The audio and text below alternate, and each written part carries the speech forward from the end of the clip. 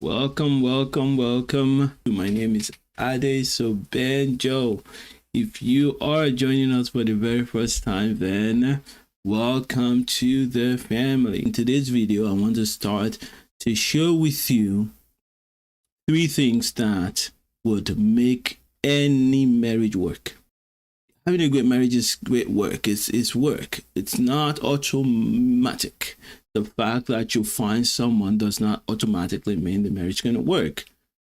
I actually believe that if you know what you're doing, if you can find someone who agrees to marry you, that marriage can work. It can work. Unless you just do it haphazardly, you don't find someone that you like or that likes you, you don't do all of that. But in most marriages, people take the time to find a wife or a husband, but in this case, a wife for you. You found a wife. You did the work it took to get her to agree with you to marry you. You connected with your family. You can make that marriage work. Now, it depends on these 3 things that I'm going to share with you. Now, if you're already married, those are the guys I'm talking to right now. I'm hoping that you're already married. But if you're not, this is also a great channel for you. So what are those things that make a marriage work?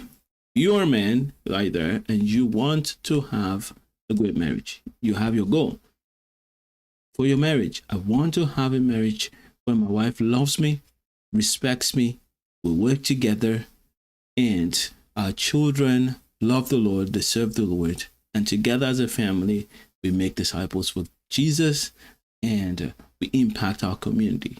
That's your goal, yes?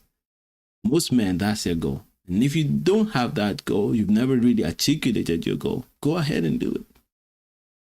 Now, when you look back and discover that, when I got married, this is why I wanted to be married, to have a wife whom I can be a blessing to, and we can work together to do God's work.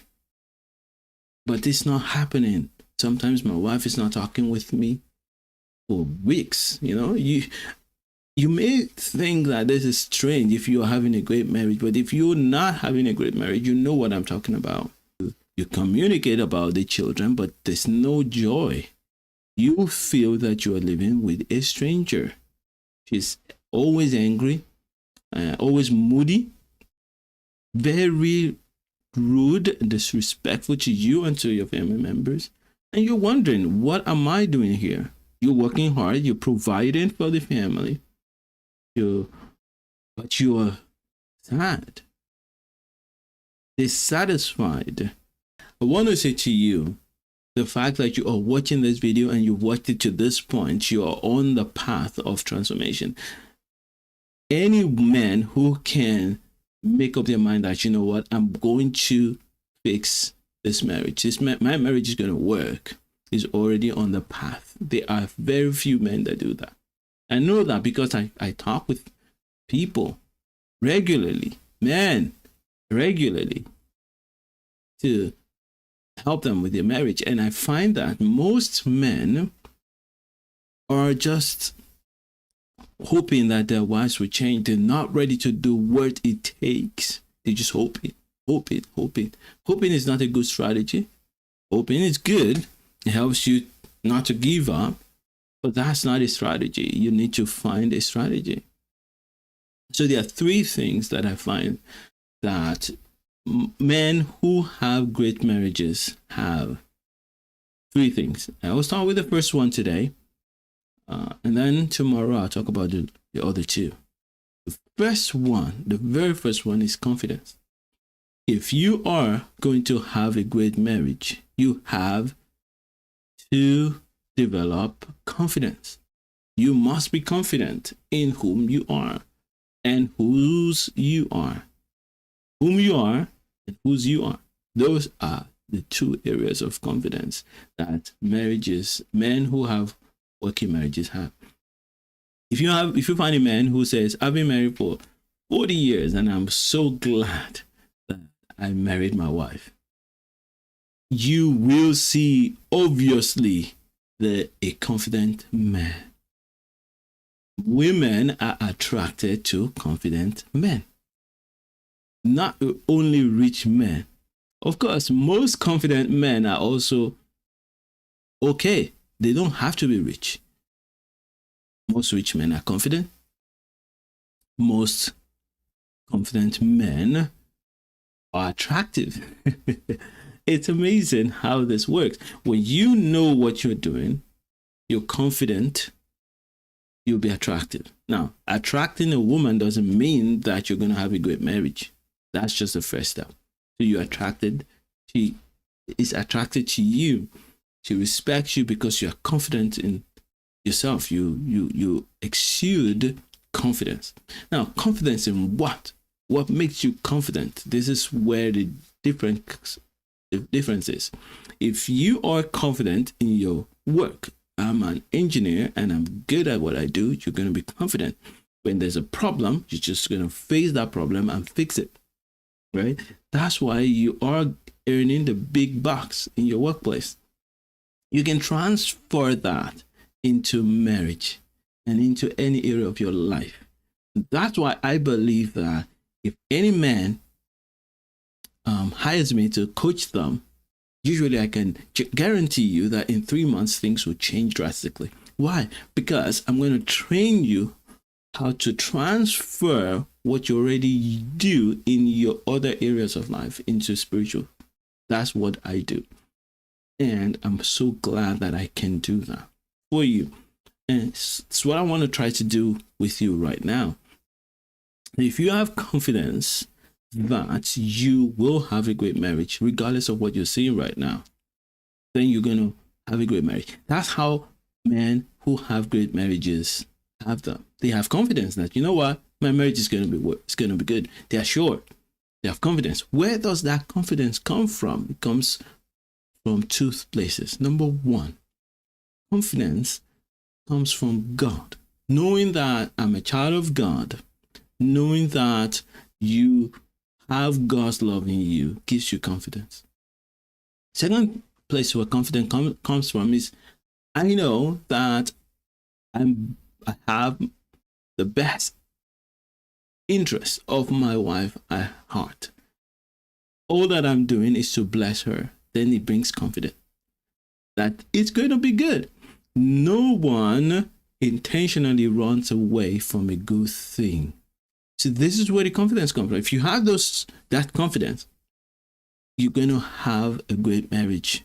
Of course, you still have to work it out. That's why I'm going to talk about the two other points tomorrow. You have to have a great strategy and you have to have consistency. You need to have confidence in the fact that because God is with you, you have the power to handle even supernatural and difficult problems in your marriage.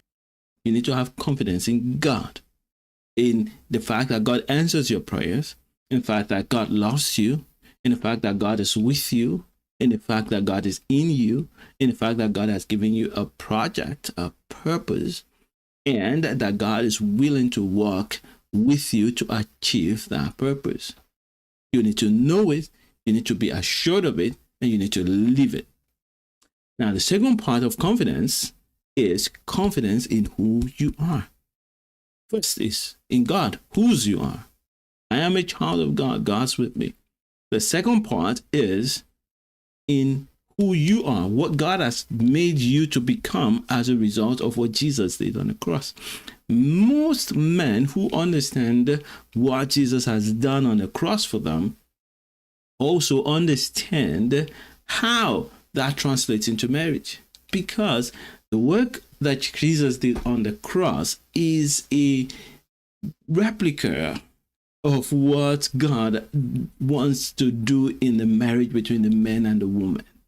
And so, what do I say? The marriage is actually the replica of what Christ has done. But what I'm trying to say to you is that they are similar. And so, when you are confident in who God is, the powerful God that you have, then you can learn to be confident in who He has made you to become. And that starts from knowing that you have the powerful Creator within you. And so you're not looking for your wife to complete you. You're complete in God. You're complete in Him. You are looking to allow Him to flow through you to bless your wife. And that alone brings you to another level of success in your marriage. So not only are you confident that whatever problems show up in the marriage, you are able to bring it to God, whether it comes from external problems or internal problems from within you or from within your wife. Mostly thinking about things from outside of you and from your wife. You also now have confidence that whatever is in you that is not in the right place also is dealt with, because God has dealt with that on the cross through Jesus Christ. So this confidence is what makes you a victor and a success in your marriage. The same way you've been successful in other areas of your life, you can transfer that confidence of what God has done to your marriage. When you understand that you, as a child of God, carry the power and the presence of God with you, and you are not just an ordinary man, you are a representative of God. You are a priest, a person who can speak in as an oracle, as a representative of God. You can speak. You're also a king, because God is the King of Kings, and so you are a king. You have authority. So you can speak into problems and command them to be fixed, moved, changed in the name of Jesus. When you understand all of this, when your wife is struggling, or you are struggling, you're afraid of something, and the wife is complaining, you can draw from that. This is how Christian men deal with challenges in the marriage and make marriage stronger. All right. So today I wanted to start with this: confidence in whose you are, in God who's your Father, and confidence in what God has done in you. You are not just a man, you are the Son of God. You are anointed by God. You carry the presence of God in you, and you can reveal and release that presence of God to others around you. And you're actually called to bring that to your family. That's what I want to share with you today. And so if you want more help in these areas, you hear what I say, it resonates with your heart, but you know that you need help, you need support to do that. There are many ways that you can do that. But I want you to start from the very free one by downloading my friendship cheat sheet. It's the best place to start from. Download the friendship cheat sheet by going to my website, adesobanjo.com/friends. It's a one-page PDF with a small video training, but if you want only the PDF, that's good enough. On that PDF, I share with you how to rebuild friendship in your marriage. If you go right now to adesobanjo.com/friends, you can input your email and your name, and I will send you the friendship rebuilding cheat sheet. That's the first place to start. But if you want more of that, then you have my email. You can reach out to me and I can share with you even more ways that I can help you.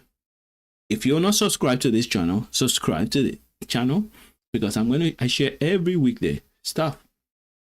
And I also send out emails to help you on this journey. So until we meet again tomorrow, I encourage you, get my cheat sheet, continue to live like Christ, love like Jesus, make mega impact, and celebrate what God has already done in you. All right? So, the Lord bless you. The Lord keep you. See you tomorrow. Bye.